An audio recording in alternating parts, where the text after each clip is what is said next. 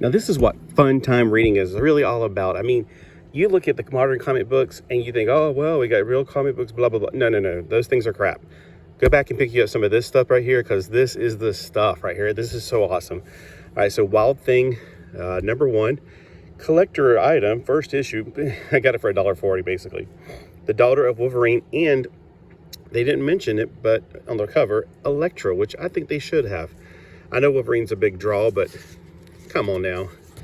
Electra should be a big draw too. First off, we got Rena here being picked on by a really rich, snobby girl and some dude that I think she has a crush on. Well, anyway, sometime during this time, she's reflected on the fact that her mom and dad are superheroes, Wolverine and Electra. Creepy. Yeah. All right, so when she's outside, she gets kidnapped, and well, the guy wants some money is what it really is all about. Wolverina doesn't just let her get kidnapped. He's like, oh, why can't it be somebody I like getting kidnapped, that I want to rescue them? No, she's going to rescue them anyway, because that's what heroes do. Now, I found out by reading this, of course, that these claws are not energy or, well, they are energy, but they're called psychic claws. They don't do physical damage like Wolverine's claws, which would make more sense that she didn't, like, get adamantium. Like, her DNA is not adamantium. But Wolverine's power is, his genetic power is not, or his, let me just say, his X gene is his healing factor, and that's it. It has nothing to do with claws or the metal skeleton that he has. That was put in later. So she came up with her own little thing, the psychic claws, which kind of would stem from her mom, Electra. Which kind of makes sense, but it's more like Psylocke, to be honest with you, but whatever. While she's fighting him, he blasts her, or when she jumps out to him, let me say, he blasts her, knocks her back. He gets up on these little rollerblades, which were, of course, really rad back in the 1990s. This is 1999, I'm guessing, because it's like a year after what I was reading in 1998. Yep, it is October 1999. Back when comic books were still fun to read. All right, ooh, ads. Ooh, remember ads? They helped to pay for the comic books, so you wouldn't pay a fortune for them. Anyway, so she gets her friend who she has an attraction to drive this car. Now, one thing I think is really strange about this, okay, they're in the future, right? Why do the cars look like they're actually from the past? Look at this. They really look like they're from the past. Well, anyway, here we got the rollerblader that's getting onto a freeway. And another thing that tells you they didn't see too far in the future, which nobody could, was there's the Twin Towers where her dad works at. Yeah, this is right, like 2 years before the Twin Towers went down. So if you're not familiar with the whole 9/11 thing, I don't, you're way too young.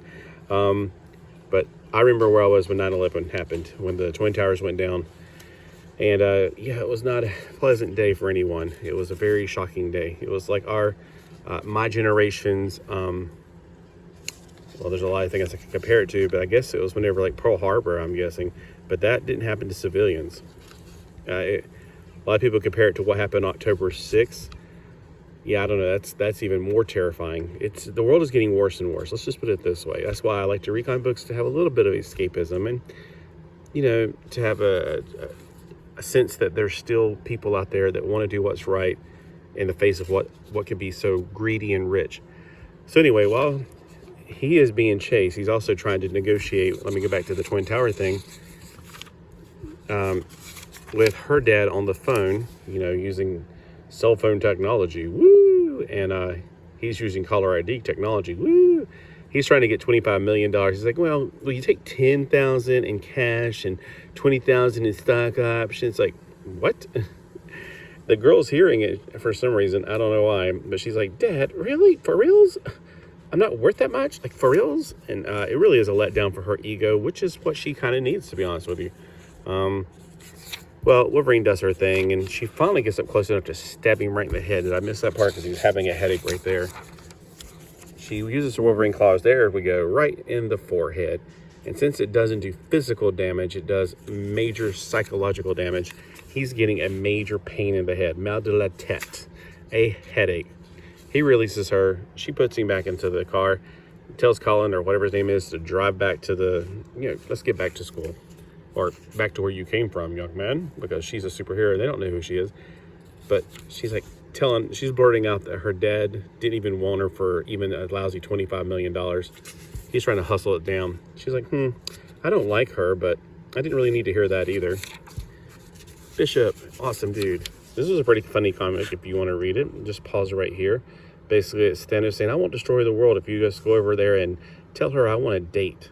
And anyway, the girl in the purple dress. All right, back to the comic. Well, there's Wolverine picking up his daughter after school, and she's like, wow, he's like totally cool in a crusty kind of way. And yeah, they ride off, and she's like, Dad, if I ever got kidnapped, would you pay the ransom? He's like, heck no, I wouldn't. You wouldn't? No, I'd go kick his rear end and rescue her myself. Rescue you myself. Ugh, that's hard to say. I knew, Dad. I knew. The end. I was like, the end? Wait a minute. There's still more pages here. Oh, we get an extra story of the Fantastic Five. Oh, look at this. So the New Warriors, is this part of the MC2 universe? Because there's an MC2 universe. And I have a Warlock comic book, but I've never read it. It's part of the MC Tech. So now I finally found out what the Fantastic Five are all about. Elijah Storm, sorry, not Lydia. Mrs. Fantastic. The Human Torch, John Storm. Ben Grimm, who's got that metal type body, whatever. I've seen the comic before. Franklin Richards finally grew up. He finally, after spending several, 40, 50 years as a baby, he's finally grown up. And then Reed Richards. So I don't know what happened to Sue Storm. That's what we're about to find out maybe in the first issue, because I've read this and it does not talk about it. It starts off with he's calling the Fantastic Five together.